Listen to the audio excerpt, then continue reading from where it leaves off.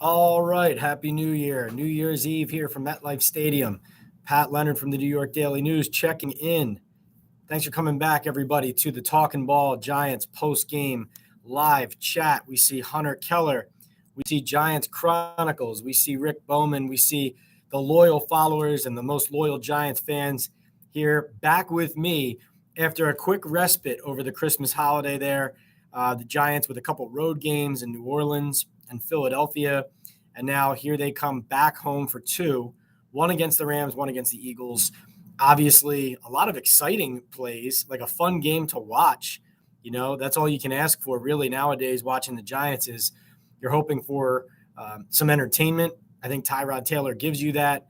I think having him at quarterback, you can see with the two deep touchdown passes to Darius Slayton in 2 weeks here between the Eagles game and the Rams game, keeping them in it, a semblance of a respectable offense that can make plays, even though it is obviously far from perfect. And misplays, though, misplays from the Brian Daboll's decision-making down the stretch, from Saquon Barkley's drop to Tyrod Taylor missing him on the 2-point conversion, and on we go. I think the big takeaway from the game, X's and O's wise and football wise, is, the Giants have pride. They have some good players and they can make plays, but ultimately this is the reason why they are 5-11. They are a team that does not have all of its details together.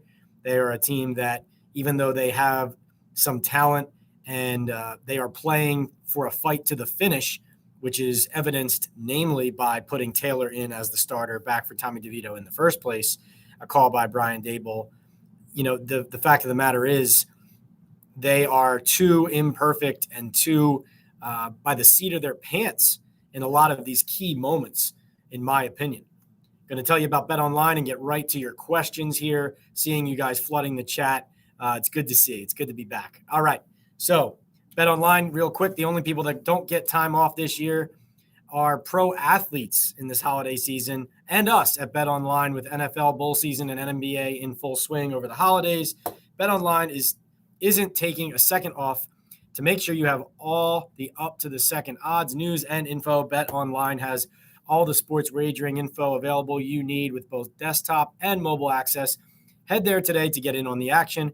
Remember to use the promo code BELIEVE to receive your 50% welcome bonus on your first deposit. And, of course, we're also brought to you by Estate 98 Coffee and Esencia de Cafe from El Salvador, dating back to 1798. Go pick it up on their website, Estate 98, I believe on Instagram at Estate 98 Coffee. All right. Hunter says, good evening. What's up, Hunter? Good to see you. Giants Chronicles says, playing Tyrod may have been the worst idea ever. Why do you say that, Chronicles? I'm not sure I quite understand your input there, but it looks like we'll get to that in a second. Rick says, definitely a game worth a highball of screwball. That's for sure, Rick. I think anyone who watched that game, participated in that game, needs a stiff drink, not to mention it's New Year's Eve, so might as well have one anyway. Rick says, did you get any comments from the Rams side in particular about what Wink did to disrupt Stafford? I know that Sean McVay, the Rams head coach, was raving about Wink Martindale. He said, I thought Coach Martindale did a great job of applying pressure.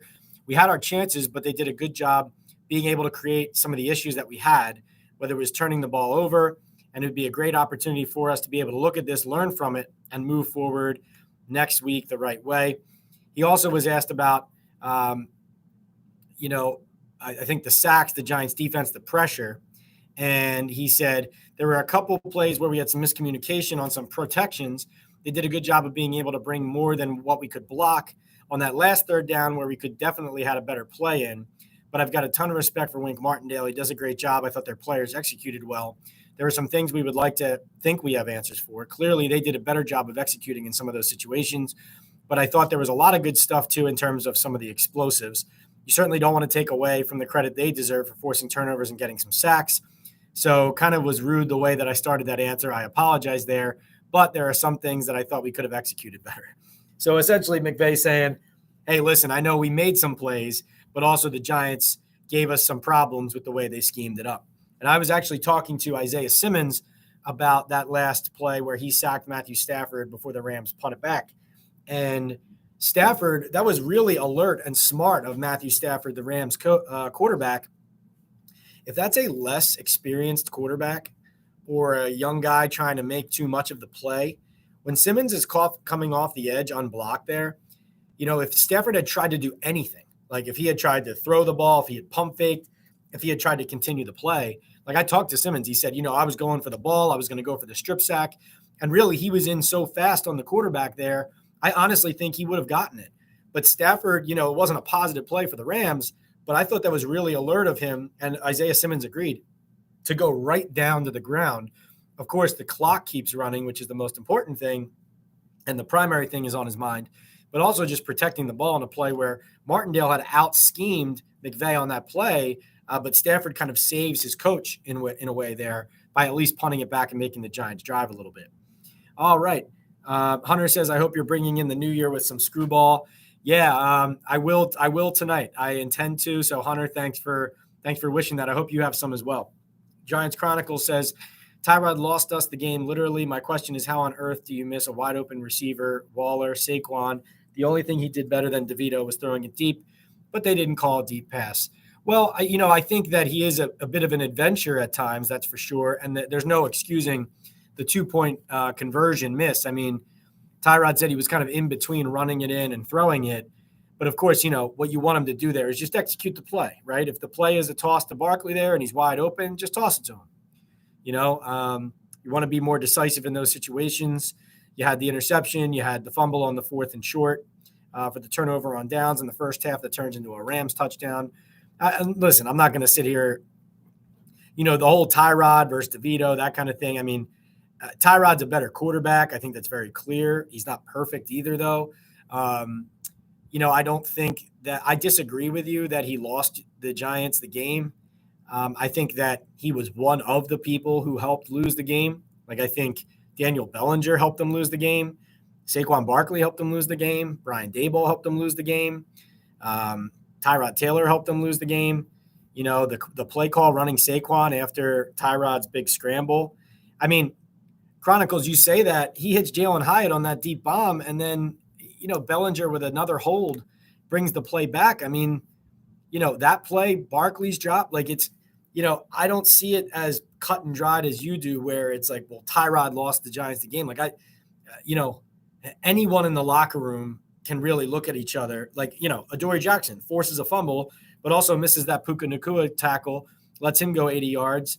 And then Kyren Williams scores one of his 3 touchdowns, it's an up and down game. I like that Tyrod always just keeps coming back and is able to make plays, even if he made a mistake the last one. And the team responds to him. I really do think that. But yeah, I mean, I'm not going to sit here and say that Tyrod didn't help cost the Giants the game. I just think putting it on him is, that's a myopic view of how this game went. Tyrod 2-point play was as ugly as I've ever seen. Also, why can't we tackle? Hunter, yeah, no, Tyrod, he said that he was unsure whether to run or throw. He's kind of thinking of both, and then he ends up kind of half tossing it. He said, I really ended up doing neither. So that was a real shame. It's obviously a terrible play by him. You could also make the argument that the Giants should have kicked the extra point and taken the tie, but obviously Brian Daboll felt like let's go for it once it got to the 1-yard line on the Rams offsides. Let's see. Hunter, yeah, right. Okay. Oh, why can't we tackle? Well, I know that's part of the reason. Let me check the snaps for Isaiah Simmons versus Micah McFadden. I know that Simmons actually started over McFadden in this game after McFadden missed some key tackles in that Philadelphia loss. So Simmons only ended up playing 21 snaps, and McFadden ended up playing, let's see here, 23 snaps. So they pretty much split it down the middle. Banks, I thought, Deonte Banks being out, that was a shame in the sense that he had really been working on his tackling on the outside and is a tough player.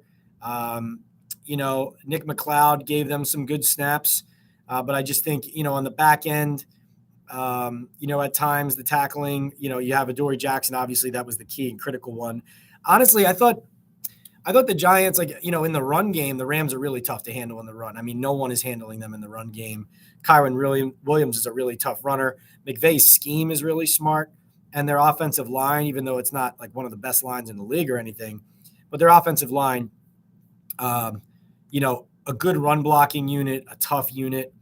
Kayvon Thibodeau, by the way, in this game, 2 assisted tackles. That is his stat line for this game. Another quiet one for the former number 5 overall pick. Let's see. Dane Belton, great timing in light of Pinnock's injury. Yeah, Rick, Belton, just even going back to when he was at Iowa, that's part of why they drafted him. The Giants know that he has a nose for the ball.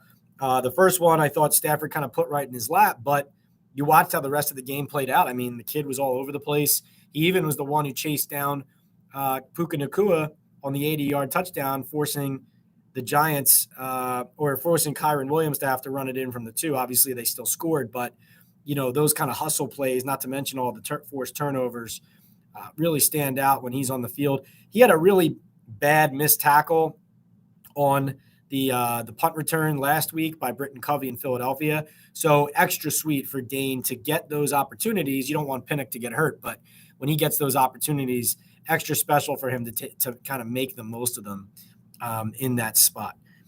Let's see. Chronicles says we always find a way to beat ourselves. Yeah, I think that's the main takeaway here, Chronicles, is that, the Giants have some playmakers and they have fight, but whether it's coaching mistakes or player miscues or personnel deficiencies, whatever it is, injuries, there's just, the Giants are where they are for a reason. Chronicles says, I missed these chats, Pat. Me too. Really, Chronicles, it was just kind of a combination of pressing a reset of the Giants season, really being a drag to the point where, I wasn't in New Orleans for that game. And I wasn't in Philadelphia, which was really just about, it's on Christmas. You have family when the season's lost like this. Are you going to go to Philadelphia for Christmas Day when, you're going to get back to them at MetLife Stadium and the season's long gone?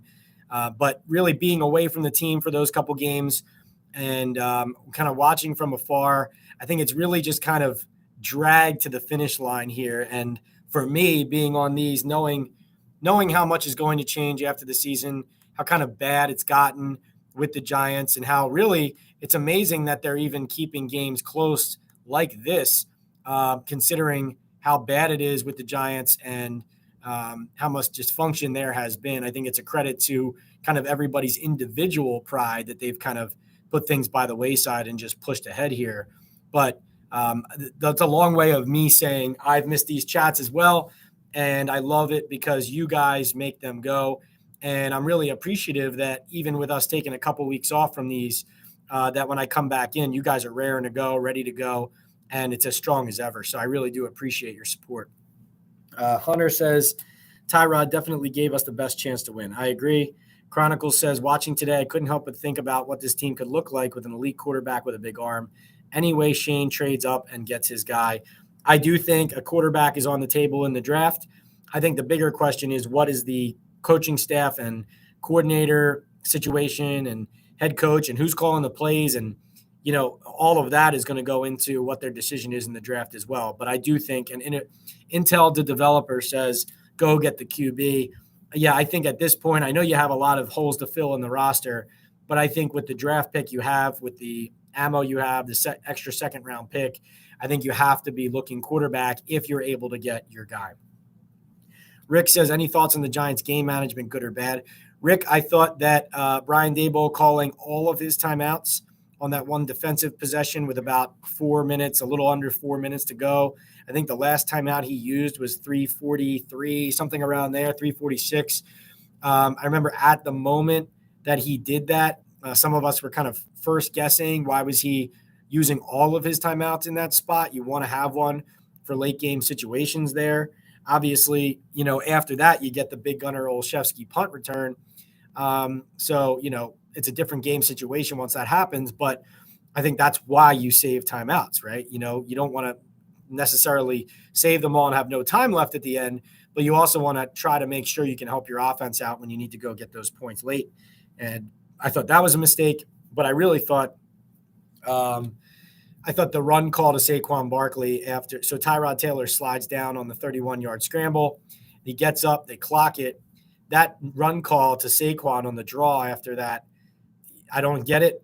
to me, I know they're running a forward play, but to me, it looked like they really weren't trying to gain many yards there as much as just kind of bleed the clock down, run a play, gain a few extra yards. You know what I mean? But with Mason Crosby and what he had shown you on that extra point earlier, and also given you just signed him last week, you can't trust him the way you trust Graham Gano. I know he's had a great career, but you got to think about the now, right? So I thought that was extremely poorly managed, from the play call to the plan to settle for the field goal there. And yes, not having timeouts hurt you, but that was also a game management mistake. Really thought that was just poorly done all around by Brian Daboll and the staff. Let's see. Hunter says Tyrod made some nice passes. Ball was moving around all game. Yeah, I agree. James Gallagher says not crazy about this coaching staff. Me neither, James. I mean, look at, it's easy for someone to look at you and say, well, if we won the Rams game and the Jets game and the Bills game, we'd have 8 wins, right? Or whatever it is. Pick however many close games you think that the team could have easily flipped. The point is, though, that who they are is the team that loses those games. That's who they are, right? And that's because of how they manage themselves. I mean, they really are a team that can't get out of their own way. Like, that's who they are. And I think that's, like you said, when you talk about the coaching staff, that's extremely concerning. I mean, listen to this. So the Rams had a 95% chance of winning the game with under 4 minutes left in the fourth quarter. Gunnar Olszewski's touchdown obviously changed that. And eventually the Giants ended up with a 75% chance to win the game per Next Gen Stats, NFL Next Gen Stats, when Tyrod Taylor scrambled down to the 31-yard scramble into Rams territory. And then they just handed the game away. So you had a 75% chance to win the game, a huge swing on Gunnar's punt return, and they just handed the game back to the Rams. That was all coaching. That's all coaching. Jim says we beat ourselves plain and simple. Yeah, no doubt. Let's see. Chronicle says Tyrod made crucial mistakes. A veteran who gets paid like he does shouldn't make them. In key moments, he cracked. DeVito was benched for missing wide receivers and open players, but Tyrod does the same. Well, DeVito did the same and also was scoring 6 points in New Orleans and had 3 points in the first half in Philly. Like, the offense wasn't scoring. You know what I mean? So, Chronicles, here's what I think about that. Like Lamar, look at the game he had today, right? Okay. But it's not always that dominant. Sometimes Lamar Jackson has 2 turnovers, but he still has 4 touchdowns, right? And I'm not saying Tyrod's Lamar Jackson. That's not what I'm saying. But I'm saying in the NFL, mistakes happen. Guys screw up, guys throw interceptions, guys turn the ball over, teams turn the ball over, whatever. The good teams are the ones who still make plays. And so you look at the Giants here, they made mistakes, but still made plays. It's just they couldn't stop making mistakes. And Tyrod was one of them, that's for sure. But I guess what I'm looking at there, Chronicles, is the difference between, like in the example you just gave, between DeVito and Tyrod, is that, yes, Tyrod made mistakes and some that helped cost him the game, but he also hit Darius Slayton for a touchdown. He also hit Jalen Hyatt for a pass that might have helped the Giants win the game if Daniel Bellinger didn't hold. He also had a 31-yard scramble that set them up for what should have been the game-winning field goal, but they completely mismanaged it. So, I think mistakes happen, and guys who make plays, right? And don't let the mistakes prevent them from making the play the next time. Simmons seems to have been a smart ad by Joe Shane. Hope they can re-sign him. Yeah, I mean, they're using him, I think, in the right way. He clearly is a good fit for the way Wink Martindale runs his scheme. Mark says, good evening, Pat. Happy holidays, and I wish the best for you in 2024. Same to you, Mark. Thank you. I've missed a few of these lately, but I'm here now. All good, Mark. I've missed a few as well. But we're back, and we're rolling, and we're ready to go, and we're raring into the new year. I just got to tell you guys, a lot's going to be coming down. A lot's going to be happening as this season wraps up and we head into the offseason. So stay tuned on my Instagram, on my Twitter, on TikTok, here on YouTube. We're going to have a lot coming. You saw my breaking news the other day on Evan Neal having a fracture in his foot or in his ankle. That's why he's having the surgery, something that Brian Daboll would not share with us, that wouldn't come to light. But you saw that report there. So that was initially diagnosed an ankle sprain. It's now being diagnosed a fracture, which is why Neal's having surgery. Obviously, extremely troublesome. Could they have avoided surgery? Could they have just at least had it earlier? These are all things that are extremely concerning. And stay with me. I will have all of this information and this stuff for you. All right, let's see. We got Jim Osborne says, stop with the Tommy Cutlets nonsense. Yeah, I mean, listen, young player, good story, not as good as Tyrod. Good night, or let's see. What's the news on Pinnock and Phillips? Hunter says. Pinnock had his foot in a boot. Not optimistic about next week seeing that. Dane Belton would, of course, continue to play there. Young player developing, so, at least it's not a silver lining, but, you want to see these young guys continue to play. And Tyree Phillips. Phillips, his leg was in like a soft, big kind of cast. He was on crutches. He's done for the year.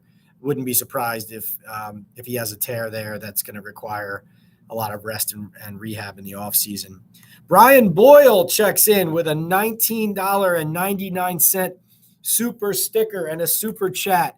I forgot to remind you guys, but obviously you don't even need the reminder. Brian, thank you so much for the support and for being here. And I'm sorry that I know we have missed each other when I've hosted these. And, I try to put kind of the word out and advertise these.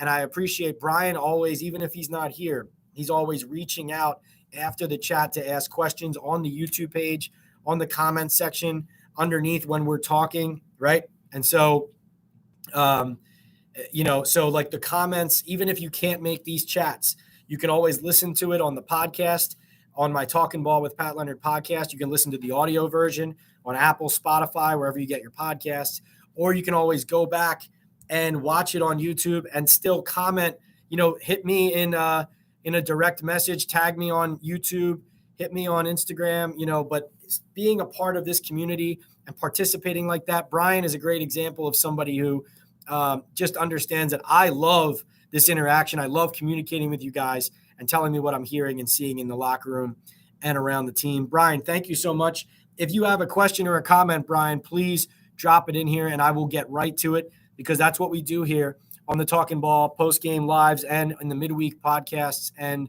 live chats. If you drop a super chat or a super sticker into the chat, your question or comment gets elevated straight to the top. So, Brian, let me know when you have something.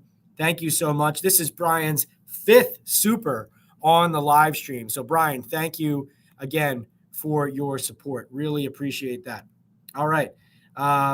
We'll wait for Brian's question, but first let's check in and get back into the queue. We have Giants Chronicle says Adoree Jackson is disgraceful to the Giants organization. The push tackling is BS and embarrassing. It's soft and scary. Scaredy cat. He should be benched for that soft play. Listen, he had the punch out for this fumble. That tackling obviously is not good enough, that effort. Not the only one who's missed tackles. And, I think Adoree would be the first person to tell you that was not good enough. Hunter says, I don't blame you staying with family last week when we were in Philly. Appreciate it, Hunter. Let's see. Jim says, did the Giants offensive line set the record for sacks in a single season?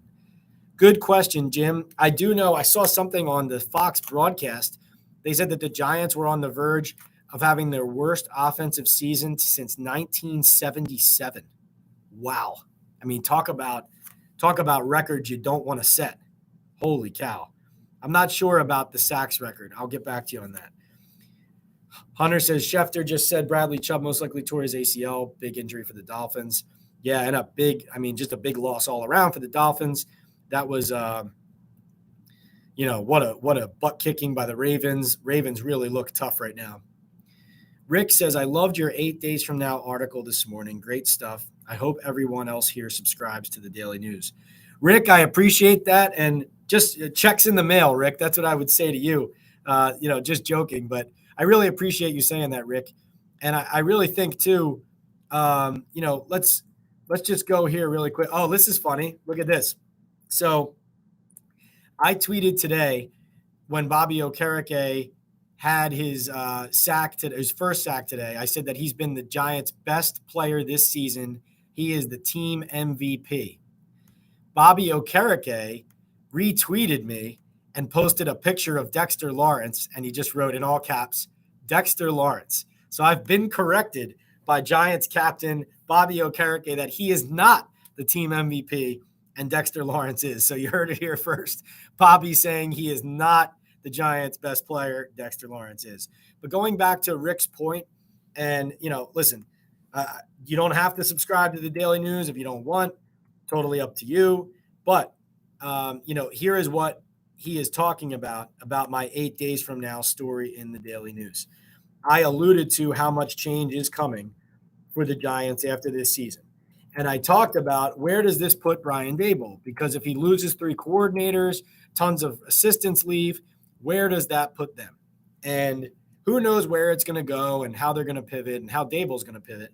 But I think his putting Tyrod Taylor back in the lineup indicates that he feels like he needs to win some games down the stretch. Right? Why else would you do it, right? You already put the young kid in.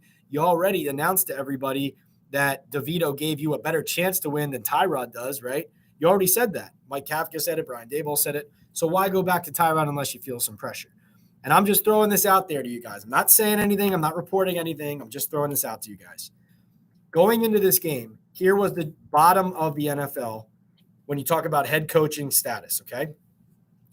32nd in the league. Carolina Panthers head coach already fired. Arizona Cardinals, their head coach is in year 1. Washington Commanders, Ron Rivera is about to be fired. New England Patriots, Bill Belichick on the hot seat, people expecting him to leave, who knows, but on the hot seat. Then it's Daboll, and then it's the LA Chargers, and their head coach already got fired. I'm not reporting Daboll's going to get fired. It's not what I'm reporting. What I'm saying is this is the company that Joe Schoen and Brian Daboll are keeping as a regime in the second year of their rebuild with the Giants. Their team is bad enough that they are, and Daboll is, in that realm of that list of coaches of fired, almost fired, definitely fired, on the hot seat, year 1, maybe fired, right? Like that's where the Giants are. It's just the objective reality. And I get into details of why they're there, things I'm hearing, the feeling this has as we're going down the stretch, and on we go. All right, let's get to more questions here. Got to get caught up. But Rick, thanks for saying that you love that story. I think people should continue to follow what I write and what I report. There's going to be a lot more coming out, I think, as the Giants hit the offseason. Jim Osborne says, Pat, last season we won a lot of close games. This season we are losing them. How did the Giants analyze this situation and correct it, especially if it's partly a Daboll problem? I think that's a really good question, Jim. I asked Saquon Barkley about that after the game. Saquon had a really good quote. This was his quote. He said, we have to continue to focus on the little things, and that starts with myself. A simple option route I've been asking for all year. I make a good read, and I'm thinking of taking it to the house instead of securing the catch. That's just myself. There's so many other plays throughout the game, and that's what it is. It's the little things. And that's what it really comes down to. Whoever can focus on the details and do the little things right, the majority of the time, that team will come out with the win. Darius Slayton also said, and I think I saw somebody else put this on the players as well, so we'll get down to that. I think it was Mark. So Mark Thompson says, sorry, Pat, I couldn't disagree more. This game came down to poor execution from the players. And Darius Slayton said, I feel like in a lot of these spots we're not executing well enough, and I feel like it's on the players in those spots. I agree with him. I agree with you, Mark, in the sense I'm not putting it all on the coaches. It's on the players too, for sure. But I think that the players are not going to come out right now and say the coach is screwed up, right? But that run call to Saquon was a mistake. I mean, it was just a coaching mistake. It was a big game management mistake. The timeout usage was a mistake. And so, the players saying that it's on them, that's what they're going to say. Like, for example, Saquon would not say, obviously, like you're asking about the 2-point conversion. What he said was Tyrod and I couldn't connect. We all know that Tyrod made a mistake there, right? That he missed Saquon, that he made a bad throw, that he made the wrong decision, that it was indecision. But Saquon's just not going to say that. So the same way Saquon wasn't going to throw Tyrod under the bus, players aren't necessarily going to throw the coaches under the bus, even when it's the coaches. But for Daboll, like for Brian Daboll to say about the run call, I wish we could have that one back. That's him saying that was a bad call. That's what he's saying. Bad call. I made a mistake, game management mistake. Me, Kafka, running the offense, that was a mistake. But, Jim, to answer your question on where do they go from here, I think, people lose sight of, after last year with the Giants going to the playoffs, Daboll wins Coach of the Year. I think people are losing or lost sight of maybe how green this regime was. Daboll is a first-time head coach, and I think you're seeing it in all these games. He coaches like he's never done it before in these key moments. That's my opinion. I think in a lot of these critical moments, he coaches like he's never been in those situations before as a head coach because he hasn't, right? So, I guess you could look at that one or two ways. You could use it as an excuse that he's learning, but this is not a learn on the job situation. This is the New York Giants. You got to win, right? You got to win. So, I don't think that's an excuse either. All right. Intel says, Pat, which quarterback do you think the Giants will draft if you could put a bet on it? Jaden Daniels, Williams, Drake May. Intel still doing work on that. I think because we were just talking about the draft order, right? Chicago, Washington, New England, Arizona, Giants, right? There's a lot of quarterback teams at the top there who need a quarterback. And so how many quarterbacks are coming off the board before the Giants pick? And do they have to trade up for their guy? And if they do, which of those teams is content trading back with the Giants, right? Is a team that needs a quarterback going to trade out of the spot? If the Giants are high on Jaden Daniels and they want to go get him, then if they're that high on him, someone else is going to be that high on him too. So it's hard for me to say right now. Intel, I promise you this. As we get into January, right, that's going to be all I'm spending my time on after we have, coaching staff turnover and all this stuff that comes down the pike with what's going on with the Giants and their operation. When we get into January and February, I'm going to have a lot of reporting coming out on that exact question, Intel. But keep asking me because eventually I'll have more info there. Chronicle says, can you give us all the info your source told you about the Neal injury? Curious to know why that wasn't announced by the Giants earlier. Several sources for all these stories that I report. It's never one source here or there. I think what I told you earlier is what I know is it was initially diagnosed as an ankle sprain, and he was rehabbing, and that Joe Shane and Brian Daboll were optimistic actually that their former number 7 overall pick was going to get back on the field before the end of this season is where it was trending. He was even starting to do stuff on the side of the field and then abruptly was shut down. So, the way it looks from the outside is like he was rehabbing as if it was a sprain, but it was really a fracture, or he was rehabbing a sprain that turned into a fracture, right? We don't know exactly those details, but the bottom line is this was an injury that started as one thing and was diagnosed as one thing, and then either clearly was something else the whole time or became that fracture later. And either way, it's a really important player who needs to get on the field and play better, who now has to wait till his third season to get healthy, to try to get better as a player, to try to redeem himself, right, as a player after, what he said about the fans. Yes, he apologized, but you need a better feeling about Evan Neal, and he's been doing everything behind the scenes is what you see, at least from what we can see, right? And then for this to happen is just really discouraging. And obviously, Hunter, as Hunter says, how do you misdiagnose that over weeks? I don't like Neal, but how do you miss that over like a 4-week period? I mean, you're asking the questions that I think, the Giants should be asking is how does this happen, right? And how are we one of the most injured teams every year is something I say every time we do these chats. All right, let's see. G-Men says, Pat, if the Giants are in a position where the top 3 QBs are gone ahead of them and the Bears take Caleb Williams number 1, do you think there is a chance Shane calls about Justin Fields? I don't think Justin Fields is your answer. I think even though he has some skills, I think that's a project and a guy who has shortcomings, even though he's very talented. So no, I don't. That doesn't sound like the right path to me.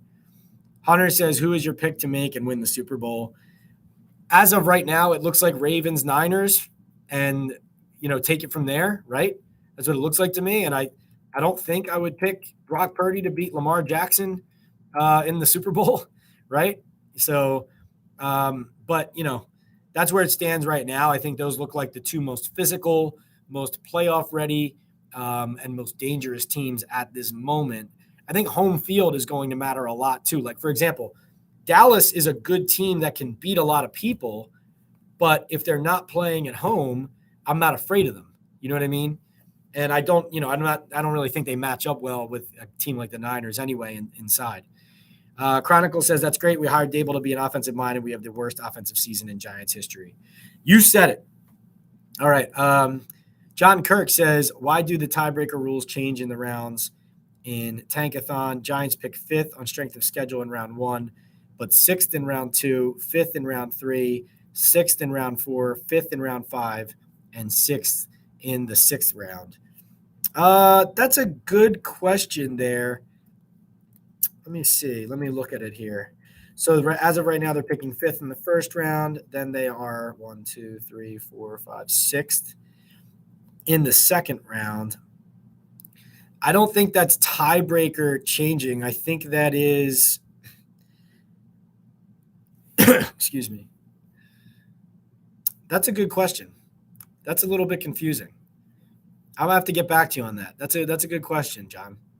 Hunter says, I hope to see Bobby Okereke and Dexter Lawrence for many more years together. Bobby, one of our best signings in many years. I agree. Brett M says, one good play, a bad play call, another good play, another bad play call. Coach is choked. DeVito next week. I don't think we're going to see DeVito next week, but we will see. I do think they should be playing, at least in some of these spots, young players. But you have to imagine now, after them seeing the Eagles get knocked off by the Cardinals, that the Giants organization is going to try to salvage some pride and try and beat the Eagles, especially because Dable has never beaten the Cowboys or the Eagles, right? So you could also kind of play spoiler for the Eagles' NFC East chances as well. Hunter says, if I had a choice, I would fire Dable and hire Wink. I think he's a lot of what Giants players I think he is a lot of what Giants are. Players look like they play for him big time. That'll be interesting. Like if it really is going to create a separation and a fracture there with Dable and Martindale, if Martindale is leaving and the Giants don't want him to leave, right? But that'll be fascinating to see over these coming weeks. Brett M says, how many drop passes did we have? Well, Hyatt had the drop. Barkley had 2. I think Waller might have had 1, or that might have been that might be unfair to call a drop, that throw from Tyrod there, but at least 3 or 4, I think. All right, let's see. Joel says the whole special teams coaches need to go ASAP. I would expect change over there. It'll be interesting to see. Brett M says, Coach Wink 2024, Happy New Year. Hunter Keller says, speaking of Slateland, do you expect him to be a Giant next year? I hope so. I think he's a legit number 2 if he doesn't have to be the number 1. Yeah, no, Slayton's been steady, right? I see no reason why he wouldn't be on the team next year, even if they add a wide receiver. You need veterans. Shepard won't be on the roster. You'll have Wandale, Hyatt, Slayton, and probably a draft pick and then a wild card, right? So, yeah, I think as of right now, he for sure is, leading the team in receiving again. Go read my story on Darius Slayton leading the Giants in receiving yards for 4 of the last 5 years. If you haven't seen it already on the Daily News website, by the way, I think you'd like it. Brett says Tyrod had one man to beat and folded, had no arm strength last week, blew it this week to Vito. No arm strength? What are you talking? What? He threw those 2 bombs, right? I agree, though, that there are plays where he's off target. He's throwing it behind guys. Obviously, the throw to Saquon on the 2-point conversion was a disaster. I agree with that. I don't think that was arm strength. I think that was indecisiveness. Let's see. Mark says, definitely the coaches make mistakes, but I can't say they were the reason. The run call was horrible for the season. It has been an organizational failure. Organizational failure for sure. I think the game management from the head coach is just astoundingly bad in key game management, situational football spots. Hunter says, if a deal is there, I wouldn't mind trading down. We are more than a quarterback away, stack up picks. Especially you have Daniel under contract, right? But Listen, it would be nice to have if you're not going to draft that quarterback high, right? Who's your backups? It can't be Jones and DeVito. That's not what it's going to be, right? Intel says, I already know Wink is gone. Intel, envisioning, I think, the same thing that I've been talking about, which is likely high amount of changeover on the Giants coaching staff coming. Let's see. Michael says, I have noticed Tyrod makes a lot of mistakes down by the end zone. Do you agree with that? Yeah, you know what? I think that is an interesting point, Michael. Like when we talk about Tyrod versus, it's not Tyrod versus DeVito. Tyrod's a better player than DeVito, okay? But I think you make a great point, which is, Michael, which is if you look at like Tyrod's fourth and shorts, third and shorts, like those kind of key short yardage situations, right? Game deciding or whatever it is. Like this season, they've just gone haywire in a lot of spots, right? It's been very strange. You have the 4th and 1 mishandling the snap on the turnover on downs. You have the 2-point conversion play. You have the plays in Buffalo at the end of the half and the end of the game. I definitely think there's something to that for sure. Like a disconnect between the play calls, the execution. I don't know. I think that's a fair point, Michael, and one that I've noticed as well. Let's see. Brett M says maybe they should have sent Glowinski deep. Who's calling these plays? 2 runs, 2 different times after no gain on the first one. Kafka can go back to Philly. Michael says, how about Tua's brother at quarterback? Got to do more research on the QBs. Chronicle says, is the defense fed up with the offense losing them games yet? Well, the defense got fed up weeks ago with the defense knew a while ago this season that it was basically on them to win the games because the offense couldn't score. But, the one positive of DeVito in the Washington game especially was even though the defense won that game and it was 6 turnovers between special teams and defense, DeVito threw 3 touchdown passes in that game. And the defense was finally like, oh, look at this, points to support us, right? And the offense still nearly lost them that game, giving the ball back at the end before Simmons' pick 6. But you look at the fact that excuse me, that that was a nice change in that Washington game because they saw DeVito throwing touchdown passes, and that support is something that carried them at least a couple weeks, even though the New England game, the offense did almost nothing, right? They still win the game. And then the Green Bay game, the offense wasn't exactly scorching, but DeVito has that drive at the end, has some rushing yards. So there was at least some we're getting at least some contributions at times from the offense. The thing was, though, especially starting with that New England game, you could see that the offense with DeVito there wasn't sustainable to score a lot of points. And that's what you saw in New Orleans. That's what you saw in Philadelphia before you got benched for Tyrod. And they at least started scoring. But, again, not a good team. They shoot themselves in the foot. Tyrod was a part of that, et cetera, et cetera. Hunter says, I imagine today they could have been the last time we see Shep in a Giants uniform. Yeah, shame that he dropped that pass. Talked to him earlier this season on the podcast about how you get uptight when you don't get a lot of chances, and then you tend to sometimes make mistakes because you're kind of overthinking. Brett says 4th and 1 needs to be an automatic punt. Blew the 4th and short all year. Hunter says, does that mean probably Hodgins is gone on the wide receivers? You could bring him back as an RFA, I believe, on a tender. So that's a possibility for sure.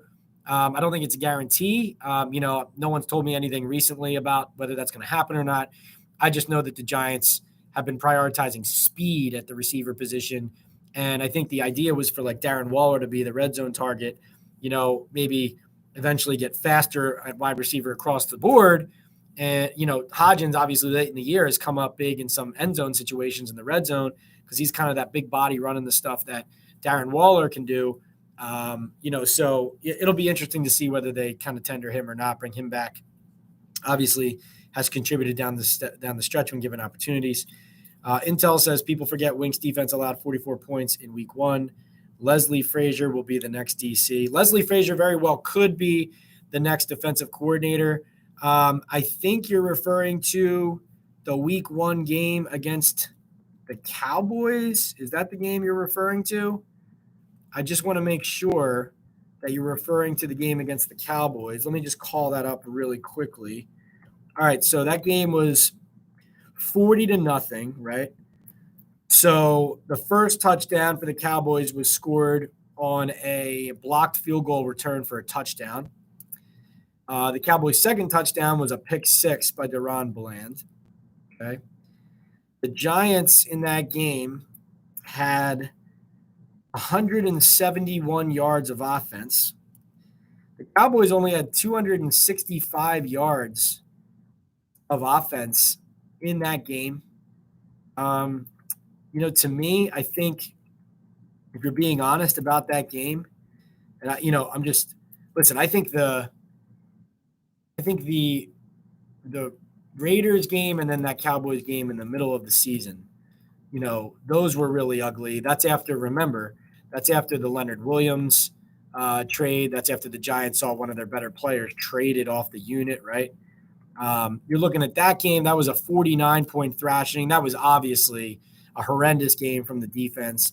I think that's the outlier this season of the defense has kept them in a lot of games, but in that game, kind of the dam just broke.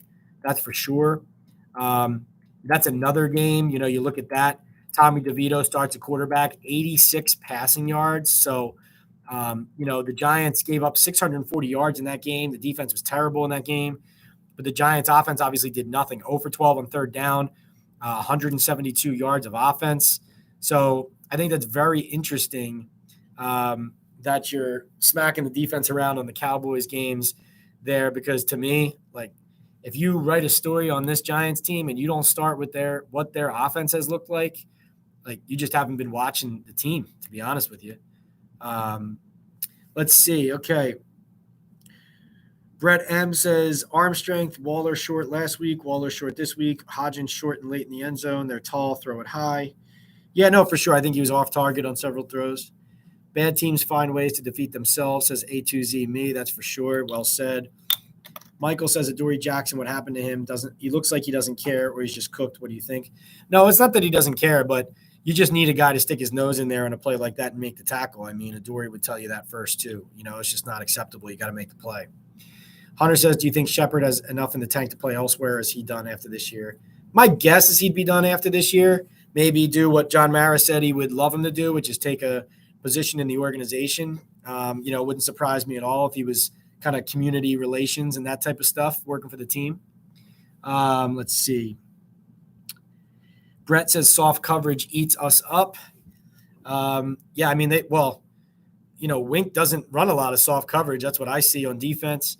In that case, obviously, you're counting on your corners to tackle, right? So if you run softer coverage on that place where Nacua went 80 yards, you're keeping the play in front of you, right? But, when they're pressuring the way that they do and they run the zero blitzes, that kind of thing, it's a lot of kind of trusting the corners. And in that spot, the corner doesn't make the tackle. So it's risk reward in that regard. Hirsch, for real, says, what's good, Pat? What's up, Hirsch? How you doing? Thanks for jumping in. Remember, guys, you can always rewatch what we did here. I will post it right to the YouTube page. It'll also post to my podcast later, so you can listen to the chat if you missed some of it. And you can feel free to comment on the YouTube page under the video once it's up, and just hit me on there. I'll answer your questions there if I don't hear. Let's see. Down the stretch we go. Mark says, I think Shep has been mismanaged. He still has skills better than Campbell for sure. Waller has never really been great in the red zone. Bellinger is likely better. Chronicle says we don't have personnel for Leslie Frazier's defense. We have it for a man-aggressive Wink defense. That's what people don't understand. Players we have are built for Wink, not anyone else. Yeah, right. If Leslie Frazier comes in, it's not just as simple as hey, let's go, right?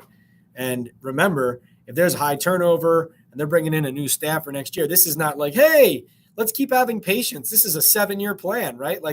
At some point you got to win some games, right? Let's see. Hirsch for real says Giants need to draft Jaden Daniels.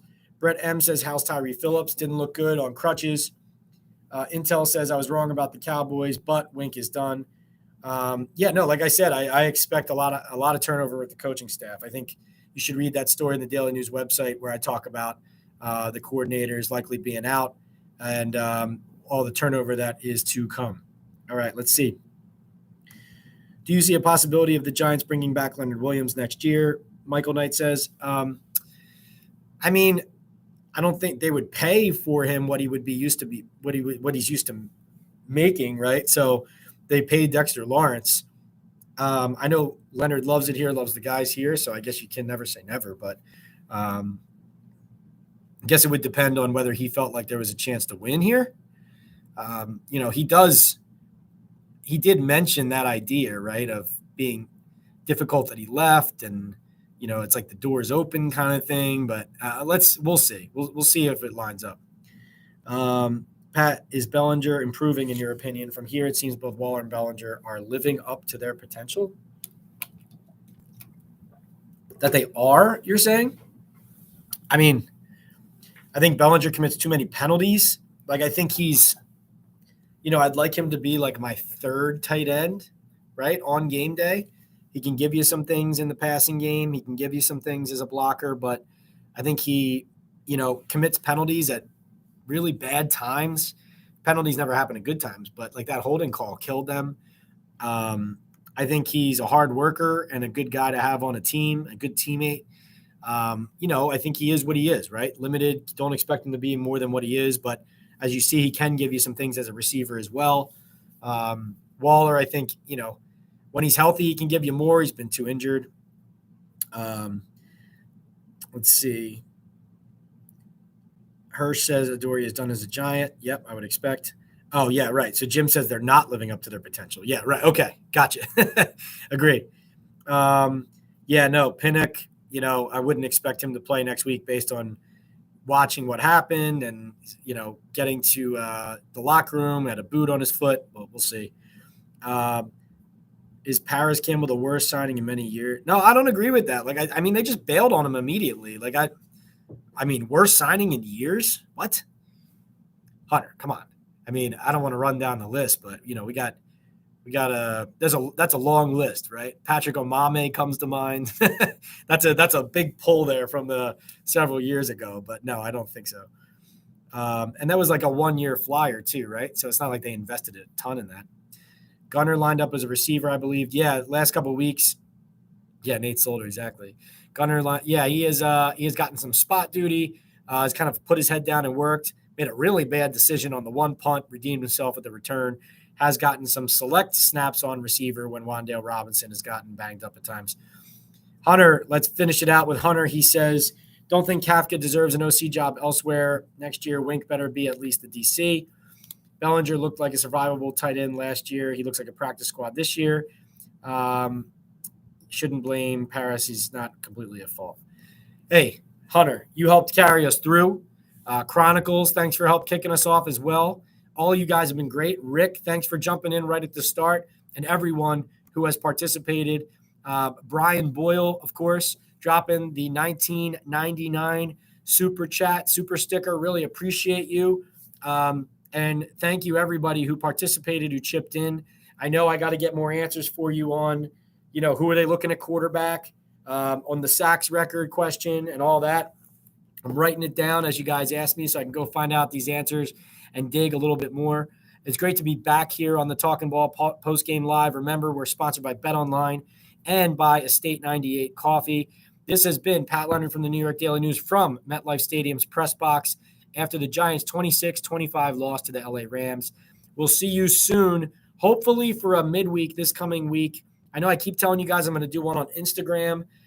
Maybe we'll do this week's Thursday one or Wednesday one, whenever it fits in well for me. Maybe we'll do it on Instagram at PL on NFL just to get those people engaged who aren't necessarily over here on YouTube yet. Or I might just do it right here on YouTube as well. But either way, I will keep you guys updated. Watch on my social channels. I'll keep you updated there. Thank you so much for the engagement, for participating, and for supporting here. You guys have a good night. Hunter, have a good night. Brett, have a good night. And we will talk to you next time.